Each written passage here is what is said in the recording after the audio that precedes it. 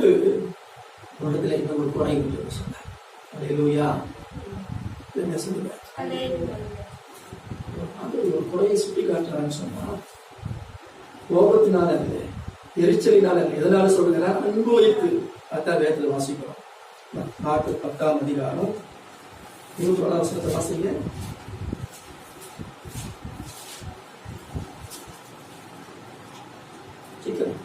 இயேசு அவனை பார்த்து அவனிடத்தில் அன்பு கொண்டு, உன்னிடத்தில் ஒரு குறைவு உண்டு, நீ போய் உனக்கு உண்டானவைகளை எல்லாம் விற்று தரித்திரருக்கு கொடு, அப்பொழுது பரலோகத்திலே உனக்கு பொக்கிஷம் உண்டாயிருக்கும், பின்பு சிலுவையை எடுத்துக்கொண்டு என்னை பின்பற்றி வா என்றார்.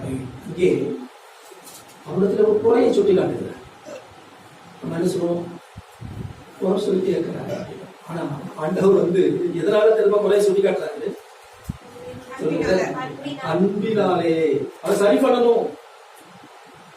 பரலோகத்திலே உங்களுக்கு பொக்கிஷம் அதிகமா வேணும் அப்படின்னா இங்க உங்க பொக்கிஷத்தை என்ன செய்யும்? உங்க இருக்கிற ஸ்தோத்திரம் உண்டானவைகளை விட்டு என்ன கர்த்தருக்கு கொடு.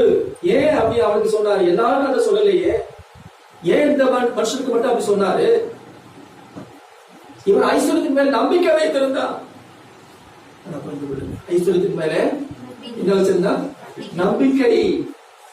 நம்பிக்கை யாரால வைக்கணும்? தான் நம்பிக்கை வைக்கணும். எவ்வளவு திறனான ஆசை இருந்தாலும் ஒருவனுக்கு அது என்ன கிடையாது? ஜீவன் கிடையாது. எவ்வளவு திரளான ஆசை இருக்கலாம், கோடா கோடி சொத்துக்கள் இருந்தாலும் அது என்ன கிடையாது? ஜீவன் கிடையாது. அப்ப நம்ம நம்பிக்கை யார் மேல வைக்கணும்? கர்த்தர் மேல வைக்கணும். ஐஸ்வர்யத்து மேல வைக்க கூடாது. ஆனா இந்த மனுஷன் எதன் மேல நம்பிக்கை வச்சிருந்தா?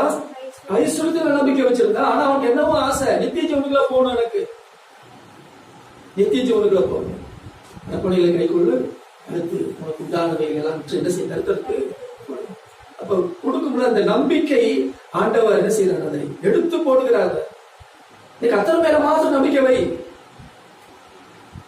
ஸ்தோத்திரம். ஆகவே ஆண்டவர் நம்மை பார்த்து ஒரு குறையை சுட்டி காட்டுகிறார். நாம ஆண்டவருக்கு குறை சொல்றாரு நினைக்க கூடாது. மனம் திரும்பணும். நம்ம அனுபவிச்சுதான் சொல்றாரு.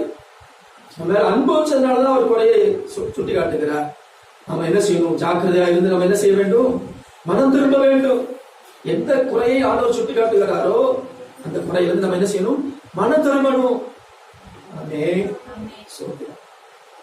மனம் திரும்பணும். அது மாத்திரமல்ல, ஆண்டவர் இயேசு கிறிஸ்து சிலுவையில் அறைந்து